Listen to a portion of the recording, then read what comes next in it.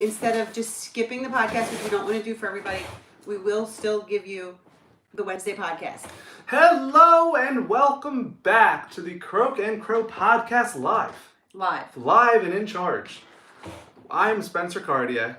I am Shamus from Mary Poppins Returns. Now, how do you spell that, Shamus? I believe in Mary Poppins Returns. Did you see it? It was a 2018 movie. There was a lot of big stars in it. Okay. I think it was like, like the Polar Express, where it's like real people, but I think they're kind of cartoonized or something. I don't know, something like that. Or like more than the Polar Express, like the Jim Carrey Christmas. Yeah. What is that? Night Before Christmas? What's the one with the Scrooge? Grinch? No, the Scrooge. Oh, we did this before. We Christmas Story. Yes. Yeah. Yeah, it was like Jim Carrey's in it, but it was cartoons. Yeah. So it's a dog. I believe in that show. We don't have any editing today, so you're going to have to Google things yourself. Or Google it. Use your imagination. Yeah. That dog is spelled S-H-A-M-U-S. Okay. But as an Irish person, I would spell Séamus S-E-A-M-U-S. Yes. The way you spell Sean, S-E-A-N. Yes. Séamus being Irish for James. Really? Yes. I did not know that. Sean is Irish for John, like Sean. Sean. And James. Huh. So is Shirley Irish for girly? No. You never know. It just might be. It's not. But guys, we're doing a live today because why? Your dad's in the hospital. My dad's in the hospital. Since last Word Wed. You missed. We had a special guest on, and we were all shouting you out for being in the hospital. Yeah. And also, did you see? As you can see by her hats, for Lent, you were adding a hat for every podcast. Right. Last podcast, Frank took the reins. Yes. And he wore 6. them. 6. And now I'm wearing 7. Are you excited to keep going? I am. By the end of the week, you'll be wearing 9. I actually, though, I have a headache on the back of my head. I can't even feel my head, but it's in there. I was sitting in the hospital, and a clock fell off the wall and bashed me in the back of the head. And did you hit the ground and say, I am hurt? No, I was too shy. Not to say go money grabbing. I was too shy. It was so loud that a nurse came in from the next room, and she said, what happened? And I was like, the clock just fell and hit me in the head. But I just kept laughing because it's like, ha, ha, ha, ha, I'm fine. If that was me, I would have been like, you should probably give me a CAT scan. And we could have had a production that wasn't all live. Listen, we may still, because I said I'm fine, and then we made a joke that it was around visiting. It was 7 o'clock, so yeah. That's when visiting hours are over. And I said, is that how you tell people to get out? So everyone had a good laugh. They were nice. They were like, are you okay? You okay? They were like grabbing my head. Patting you. Yeah. When they left, your dad was like, are you okay? And I'm like, no, it really hurt. So if you say anything weird today, it's not because it's live. It's because you're concussed. Fine. I'm here so I won't fall asleep. Yeah, you can't fall asleep on a headache. On a concussion. You can't fall asleep on a head trauma. On a concussion. You can't fall asleep on an aneurysm. Happy Purim. Happy Purim. What is a Purim? Purim. Jewish holiday. Oh. And if you saw Esther, which you did. I did. I was there. Purim. Purim. Purim.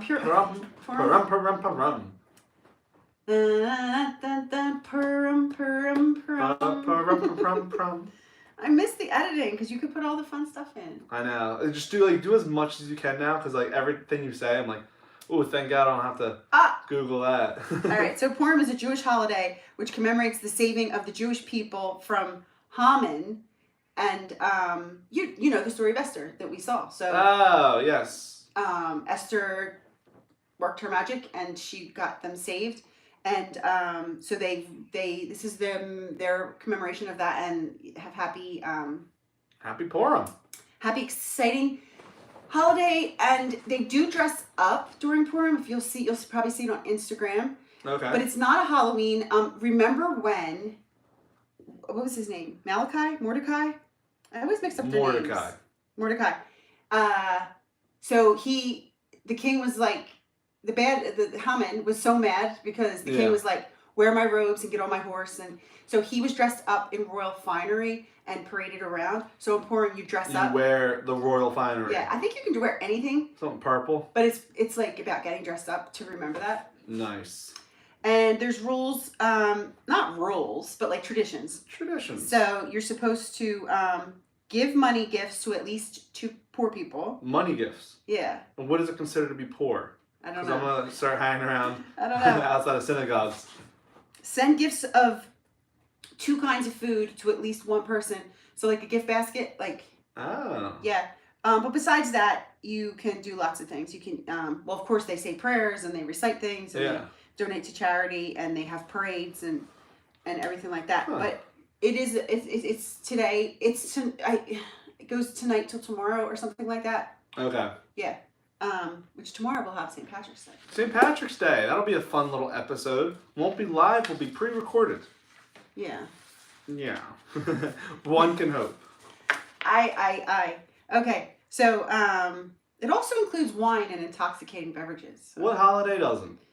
So wow. So imagine if you're of Jewish faith and Irish nationality, this will probably be a tough week for you. It's a tough 2 days. Tough 2 days. Yeah. Good luck. Or a fun 2 days. Frank? Yeah. Our token alcoholic. Yeah. So, this is saying that they dress differently on Purim to minimize the embarrassment of the poor who have to go around collecting charity on this day, a day when we give charity to everyone who outstretches their hand. So remember you were like, who's poor and who would you give? Yeah. So say you did have your hand out and you would feel like you'd feel embarrassed about that or shame. You'd feel like you'd shame about it. Yeah. If the person giving you didn't act all snobby and they were dressed up goofy, maybe you'd feel better about taking the charity. I feel like I feel worse. Really? Yeah. Because it's like, I wish I was the goofy one. Oh. I wish I was rich and goofy. Well, I don't know how to help you on that. That's cool. I like that holiday. We should celebrate it. I wish you had dropped off 2 kinds of foods. I know. I was busy. Busy bee. I was busy. So, should I tell the personal nature of the hospital visit? I don't know what that means. No, like some people, I wonder what's going on. What do they mean they're in the hospital? What's happening? I would give a maybe a brief overview. Yeah, it's not too personal. Yeah. I can't remember. We have to look back about what we were doing last year, Memorial Day weekend. So I probably wouldn't have missed anything because it was a weekend and we do Wednesday, Thursday, Friday. Yeah. Last Memorial Day weekend, your dad had a ruptured appendix. Went to the hospital, got it fixed. It took him. It was a difficult. It wasn't a normal surgery. Came home a week later. All this time, there was infection left in his liver. Wah wah. Wah wah. So they're getting it out. So he will not be celebrating Purim, unfortunately. No. But he did walk around the halls of the hospital today. That's good. His own little parade with his own little IV. Oh, nice. Was he dressed in fine garb, or was he in a... He was wearing a hospital gown. Nice. Hey, dressed differently on Purim. Yeah. Okay, well, that's good. So that's where I've been, and that's where I'll continue to be until Prayers for everyone he comes home. in the hospital Yeah. that are visiting, that are there, that are working. Yes. You can pray for everyone in the hospital because I think everyone could use prayers. That's true. The workers working their butts off, the people that are suffering, Yes. and the people that are with the people that are suffering. Yes. Because sometimes that could be just as hard. Yeah, it's pretty stressful to watch someone else suffer. Thank you, Hashem. Thank you, Hashem. All right. It is One Word Wednesday. That's not going to stop. Even if we're doing lives, even if you're at the hospital all day, even if it's Purim, even if Frank is drunk. It's not One Hat Wednesday. It's not One Hat Wednesday. Hasn't been one hat for weeks. No. One hat anything. It's One Word Wednesday. And what we do on One Word Wednesday is we pick a word out of the Webster's Dictionary. Yeah. Which was a guy's name. I know I've said it before, but it still baffles me. I thought it was a web-based dictionary. That's really funny. I didn't because I You knew it grew before. up before the web. Before the web. Yeah. That's the millennial, or that's the Gen Z in me. Yeah. But we pick a word out of the dictionary and we try to find some spiritual significance to it. Yeah. And not just spiritual significance. I feel like that pigeonholes it. Yeah. We just talk about it. You know, like every word means something in our lives, and we can just talk about how it relates to us. Not everything's a noun either. Sometimes we talk about adjectives and verbs and are those the 3 things? Yeah. Well, I mean, there's prepositions and such. But, We don't talk about prepositions. But what are these connecting things called? conjunctions? Maybe. No, I don't think that. A conjunction's like didn't. Contraction? Oh, that's a contraction. That's a conjunction. Conjunction, junction, what's your function? Is that the connector word? Yeah. Okay. Pronouns? No, we talk about a word when we get some spiritual significance. If we live in a world that we believe everything was created by God, that means every word was essentially created by God, and there's spiritualness in everything, in every noun and thing. Did the brain name itself? The brain? Mm-hmm. I don't know. Pinky and the brain? No, but you could put that up in editing. So not having editing. If people, make everything comes from the brain. So did the brain name itself? I know. I hate your questions. You know? You said something like this a couple podcasts ago, remember? And I like, you're killing me. Especially with my head injury. Yeah. I swear, I have pain in my head here. I was like a who are we question. Yeah. Or if everything, it was about the soul. Right. If everything's about mirroring, you learn how to talk from your parents. Right. You learn how to act from your friends. Who are you? Yeah. And you're like, I don't like that question. I know. And I don't like this one either. Fool me once, shame on me. Fool me once, shame on you. Fool me twice, shame on me. Yeah. One word Wednesday. Shame. Shame. It's like the Game of Thrones. Shame, Shame. shame. Shame, shame. Like this. Shame, shame. I don't know why people do that. I bet there's an origin to it. Yeah. But we don't have editing. We don't. So. And that's the beauty of lives. Like, it's back, you talked about your prehistoric days before internet. Yeah. I imagine back when you and your compadres were at a table together and you had a question. Yeah. It was like, oh, why do people do that? You would just have to leave the party. Yeah. All still thinking about it, unless someone was smart and knew it. Definitely. And also, I remember a long time ago there was a Saturday Night Live skit where you would ask your dad, and like even like adults, like on the phone, it's like, who the heck like knows whatever it would be, like how to change the battery in the car, or how it was obviously probably like household stuff, but it would be like, why did dads always know this? And you'd have to ask a dad because there was no internet. Shame. Shamus. Abba Shamus. Remember? Oh, yeah. Shamus. I like to. Oh yeah, shame ass. Remember your Oh, you watched the podcast. Your yeah. Your Tom ass story. Oh, I remember. This would go with it. Yeah, I'm sure Shamus people can feel my sympathy. Probably not. You watched Shameless. I did. And you told me to, and I never got around to it. Yeah. Sorry. It's all good. You haven't watched anything. Have you watched The Giver? No. Have you read The Giver? No. Since our first, I think might even be in the first podcast, me saying you should watch this. I'm sorry. Fine. I'm sorry. Yeah, it's fine. So you said Game of Thrones, they were doing shame, and was this like a legal punishment?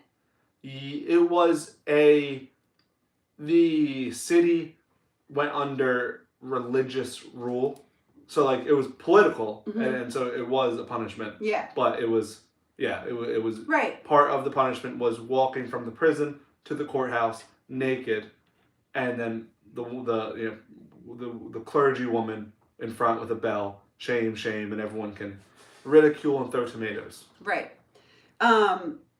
And that is just like in Hello to all of our Argentina viewers. Hello. I don't know how to say it in Argentinian. What do they speak? Spanish? Sorry if you don't. But mwah.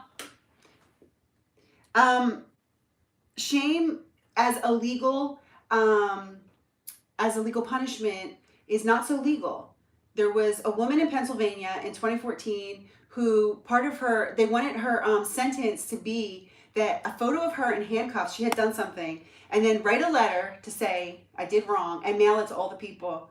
I think they were like her fellow, and so there was this, it was a state Supreme Court that said, no, like, it went too far in shaming. Yeah. But I've seen things before. People have to wear like a placard or stand outside. That's what I was about to say. How do you feel about that? Because I'm adamantly, and I say adamantly against it.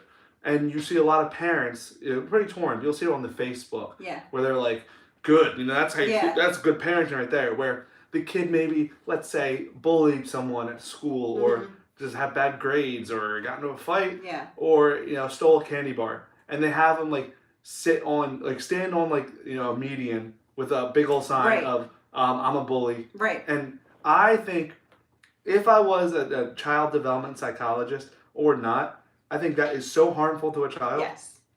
And no lesson is learned except for a break in a relationship between parent and child. Yes. I'm not no pushover.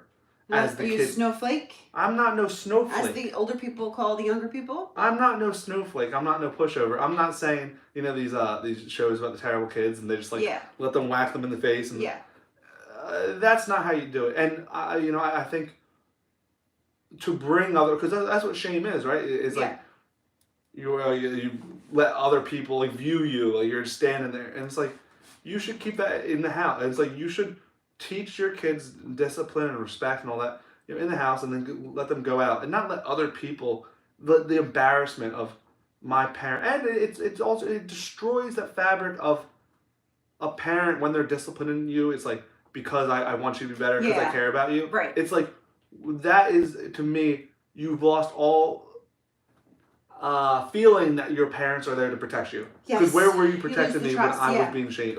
You put me in a position to feel embarrassment, to feel shame. Right. I'm a child. You're an adult. You know what I mean? I messed up, and now you're messing. Mm-hmm. Two wrongs do not equal a right, and I will stand on this fact. Yeah. And so you agree with what happened in that court case? Yes. Where they ended up saying that not only themselves, but at least 5 sister states, and this was 2014, so that's so long ago, and who knows what's happened since then, but they all reached similar conclusions that shaming is not reasonably related to rehabilitation, and in many circumstances overshadows rehabilitative effects. Yeah. And that punishment makes so if you want to do it and just say, if you say the truth, that you're getting something out of it, but if you're going to try to hide behind the fact that I'm trying to help someone by doing this, you're not. Yeah. Mm-hmm. Yeah. No, I don't see it as rehabilitative at all. And I don't see how in any way being shamed can make you look at your own actions and say, oh, I did this wrong. I feel like if anything, it creates sort of a disdain inside of you. Yeah. Of I would you. I think court punishment and stuff should be, you did the time or you did the crime, now you gotta do the time. Yeah. But for me, shame is the same as. I think it's like mental abuse, the same as we're against physical abuse, right? A cop's not you learn from that, right? If a cop said you stole, all right, turn your body cams off. We're all going to pound on you. Yeah, that's physical abuse. Right. That's not rehabilitation. No. Why is the mental abuse? Okay, well, guess what? We're gonna use shame as a punishment. Right. Not cool, dog. So shame is written in the Bible so many times. Yeah. The Bible Gateway. We have no editing. Look it up yourself. Pick a favorite verse. But I'm going to tell you some of the nice times that shame is mentioned in the Bible, because it's saying you will never have shame looking on God, or turning to God. You have no reason to shame. But in different articles, you'll find that people will say that shame has no place when you're talking about spirituality, because it would have its origins in Satan. Yeah. If you believe in the story of Genesis. That's what I was saying. So go ahead. So Adam and Eve, so they were innocent and pure, and they were made in God's image, and it was only when they took the bite of the apple and the devil had a hold of them that they looked at themselves and saw their nakedness and felt shame, I believe, is the way the words were. Right. And so they covered themselves up because they felt shame. Right. And there should be no shame in Christianity. There should be no hide myself, embarrassment. Right. It's the opposite. It's always this emboldened, let me be your strength, let me be your confidence. Yeah, because when you are shamed, or when you feel shame, you become crippled because you've been labeled, and I think it's the reason why you don't like the word sin. I think you have a problem with the word sin, because it's like a period. Yes. This is a shame. You should be ashamed, or I'm ashamed. Yeah. Done.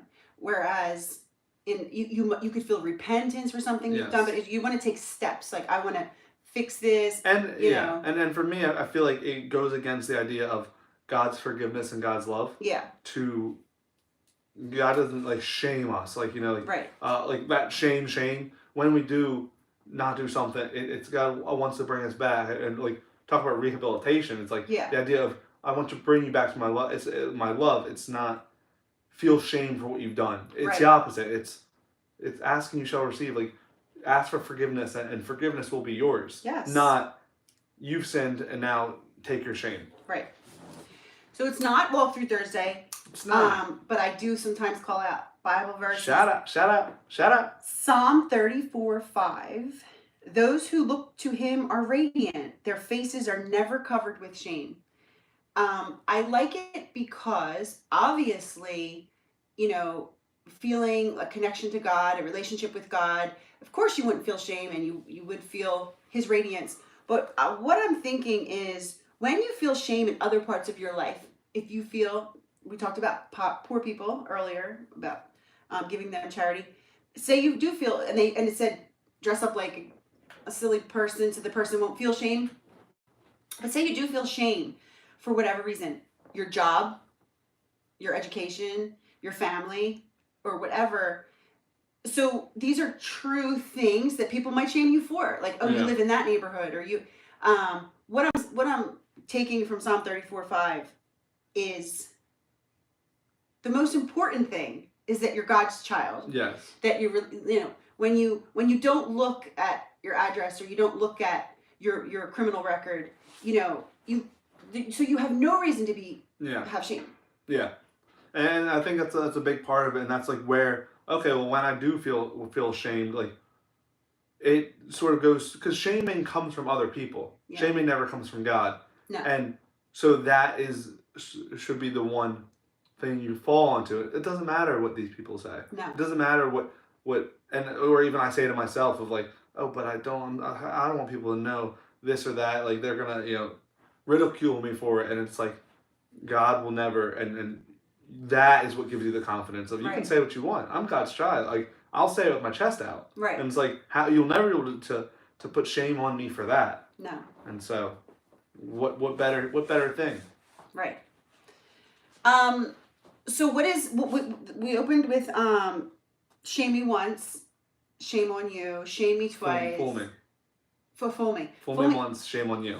Fool me once, shame on you. Fool me twice. Fool me twice, shame on me. Fool me 3 times, F the peace sign, load the chopper, let it rain on you.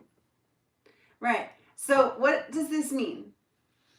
What does the saying mean? Or do you what's the saying mean? I've heard it. The saying means, you ask me for $5 and you'll pay me back.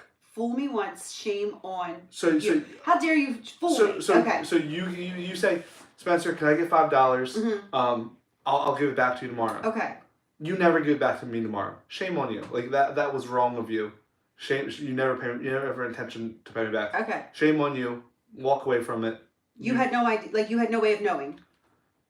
In a week, you ask me for another $5. If I give you, and you say you'll pay back tomorrow. If I give you another $5, shame on me if you don't give it back again. Okay. Or not if you don't give it back again. And then it's like, shame on me. Like I should have known better. If you thought you were going to get a different outcome. Yeah. How can I be mad at a situation when I've already, it happens once, it's fine. You always want to be the person to go out and do things once, but it's when you do things repetitive, it's isn't that what insanity is, doing the same thing, expecting a different result. I know I'm putting you on the spot here, but like, is there a difference, or do you know the difference between guilt and shame, and are they both equally something you don't want to have? Or I think I had the definition of shame somewhere, but I don't have guilt at all, but it just popped in my head. Well, I think shame is a painful feeling of humiliation or distress caused by the consciousness of wrong or foolish behavior. That's what they wrote, but yeah. So shame, though, I think it involves other people, right? Like that's a humiliation. Like it's hard to be humiliated in a room by yourself. Oh, you know what I mean? Right. Guilt is Oh, No, yeah, you're right. shame is you stole a candy bar, and shame is you're on the side of a road now. I'm a thief and your parents stand there honk to show that he's a thief. Right. You feel such shame. Okay. Guilt is you stole a candy bar. You're back home. Nobody knows. And you're doing your Bible study and said, You're like, why I stole. did I do that? I have that internal guilt. I wish I hadn't do it. And guilt, and that's the difference. Like, and I think with shame, it's I think trying to force people to feel You're guilt. right. It's And what's the point of that? what's the point of that? Really, what's the point of that, right? Yeah. If I wear the sign that says I'm a thief, but I don't feel guilty, Yeah. then you really did not do anything to me, Yes. besides embarrassing me in public. But I really didn't. I don't have any feeling of remorse about it. Yeah, and that goes back to the other thing of like, it goes to why I'm against, shaming kids and Yeah. and then in the judicial system shaming people because like the saying that goes like I'm not like people always say it was so much worse than if they're mad. My dad said I'm not mad, I'm disappointed. Yeah. And there is a serious in that where you feel guilt in that, and it's like when is the angry, it's easier to be like, okay, in one ear and out the other, like Right. you can, shame on you. It's like, but there is so much better ways to go about. Well, then that's the thing with God, right? Like, it should never be we're not sinning because we know that if God finds out, He'll shame us for it. Right. It's that thing of we will feel guilt in ourselves. He'll never instill it upon us. He'll never put shame upon us. But I will feel guilt because you are deserving of love. unconditional love, Mm-hmm. and I want to do everything I can to show that back. Right. And shame is with fear, right? It's like I'm never going to do this again because I was so embarrassed. Right. That's the word embarrassment, but it's like guilt is I got away with it, but it's like Right. I don't want to be that person. I want to be better for my parents. I want to be better for God, and that's a difference. And obviously, you don't want to be too guilt-ridden either. Right. But guilt is an internal thing, which is natural, and I feel like shame is put on people. Shame is what we should try to. Guilt can teach you a lesson. Shame, I feel like it teaches you the wrong lesson. And shame seems to be connected to comparison. Yes. So you would feel shame that you didn't have the shoes that other people had, or you, like I said, you would feel shame if you were around people who had a higher education than you. So it is linked to comparison, which never compare yourself, right? Comparison is a thief of all joy. How about that? Yep. That's it. That's it, guys. But for everyone who showed up to our live stream, thank you. And when they show up later. And if you show up later, if you're watching this after it's already put up, sorry there was no editing. We'll do better tomorrow. I want them to give us a thumbs up. Yeah, give us a thumbs up. Go watch our other videos so that you know that we do have a high production value. These normally work, opposed to right now. They are working. But we'll be back tomorrow, big day, St. Paddy's Day. You are Irish. Yeah, I am. Yeah, still. Mm-hmm. After all these years. I'm still Irish. Yeah. And so that'll be a fun episode. Frank is going to chug green beers on live television. Mm-hmm. So it won't be live, pre-recorded. That's before a live studio audience. That's our show. Peace, love, and prosperity. Go out and be good. Yes. All right, now it's like the weird part. I have to get up and like try to fiddle with. Oh, great. That's all right. See ya. No shame. This is I love you in